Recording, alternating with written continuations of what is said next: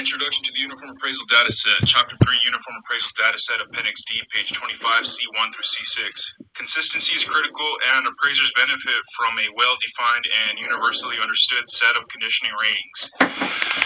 As stated previously, the overall condition ratings required by UAD will range from C1 best to C6 worst. The explanation of each rating from Appendix D is included here. These ratings were modified April 10, 2012 in a communication from Fannie Mae at it stated, since the implementation of the Uniform Appraisal Dataset, UAD in September 2011, Fannie Mae and Freddie Mac, the GSEs, have been monitoring the use of the UAD and working with lenders and appraisers to support the successful adoption of the new appraisal dataset. To continue to aid lenders, staff, and appraisers working with the UAD and support the successful submission of the UAD appraisal report in the Uniform Collateral Data Portal, UCDP. Today we are providing updates, clarifications, and reminders regarding the UAD, modifications to Appendix D relating to condition and quality ratings. To provide additional guidance and clarify our expectations, the GSEs have updated Appendix D regarding the following topics: appraiser selection of condition and quality ratings, classification of condition ratings, appraiser selection of condition and quality ratings. In other documentation, the GSEs have previously communicated that the appraiser selection of the condition and quality ratings must be based on a holistic view of the property and any improvements. When selecting the condition and quality ratings, the appraiser must consider all improvements to determine an overall condition and quality rating. The appraiser should then select the rating that best reflects the property as a whole and in its entirety. Describe the subject property as of the effective date of the appraisal on an absolute basis, meaning the property must be rated on its own merits. The requirement also applies to any other rating or description, including the view and location. The rating should not be selected on a relative basis, meaning it is not selected on how the property relates or compares to other properties in the neighborhood. Additionally, the condition and quality ratings for comparable properties must also be made on an absolute basis. Again, each comparative property on its own merits, not on relative basis, and reflect the property as of the date of sale of that comparable property. When an appraiser selects a rating and/or description of the subject property for a sales transaction, the selection rating and/or description must remain the same when reflecting the specific transaction. For example, if a C4 rating is selected for the sale of the subject property, then that property remains a C4 when using that specific sale as a comparable in future reports. The same expectation holds true for ratings and descriptions of comparable sales.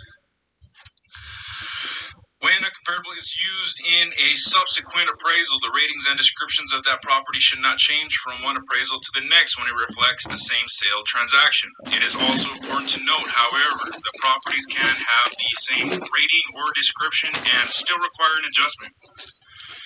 For example, all water views may not be equal. In this instance, an adjustment should be made and explained in the comment section of the form or an addendum. Clarification of condition ratings. The current C1 through C6 and Q1 through Q6 rating scales are not designed to be equivalent to a poor to excellent rating scale. In addition, the C1 rating, by definition, is only applicable to new properties. It is important for the condition ratings to be understood by appraiser and underwriter alike in order for the rating to be properly and accurately applied in the appraisal process. With that in mind, the GSEs are providing additional clarity and guidance with respect to the C1 through C6 rating definitions by providing notes as illustrations. C1, the improvements have been recently constructed and have not been previously occupied. The entire structure and all components are new, and the dwelling features no physical depreciation. Note, newly constructed improvements that feature recycled or previously used materials and/or components can be considered new dwellings, provided that the dwelling is placed on a 100% new foundation and the recycled materials and the recycled components have been rehabilitated/remanufactured into the like new condition. Improvements that have not been previously occupied are not considered new. If they have any significant physical depreciation, that is, newly constructed dwellings that have been vacant for an extended period of time without adequate maintenance or upkeep. C2, the improvements feature no deferred maintenance, little or no physical depreciation, and no repairs. Virtually all building components are new or have been recently repaired, refinished, or rehabilitated. All outdated components and finishes have been updated and/or replaced with components that meet current standards. Dwellings in this category are either almost new or have been recently completely renovated and are similar in condition to new construction. Note, the improvements represent a relatively new property that is well maintained with no deferred maintenance and little or no physical depreciation, or an older property that has been recently completely renovated. C3, the improvements are well maintained and feature limited physical depreciation due to normal wear and tear. Some components, but not every major building component, may be updated or recently rehabilitated. The structure has been well maintained. Note, the improvement is in its first cycle of replacing short-lived building components, appliances, floor coverings, HVAC, etc., and is being well maintained. It is estimated effective age is less than its actual age. It also may reflect a property in which the majority of short-lived building components have been replaced, but not to the level of complete renovation. C4, the improvements feature some minor deferred maintenance and physical deterioration due to normal wear and tear. The dwelling has been adequately maintained and requires only minimal repairs to building components/mechanical systems and cosmetic repairs. All major building components have been adequately maintained and are functionally adequate. Note, the estimated effective age may be close to or equal to its actual age. It reflects a property in which some of the short-lived building components have been replaced, and some short-lived building components are at or near the end of their physical life expectancy. However, they still function adequately. Most minor repairs have been addressed on an ongoing basis, resulting in an adequately maintained property. C5, the improvements feature obvious deferred maintenance and are in need of some significant repairs. Some building components need repairs, rehabilitation, or updating. The functional utility and overall livability are somewhat diminished due to condition, but the dwelling remains usable and functional as a residence. Note, some significant repairs are needed in the improvements due to the lack of adequate maintenance. It reflects a property in which many of its short-lived building components are at the end of or have exceeded their physical life expectancy but remain functional.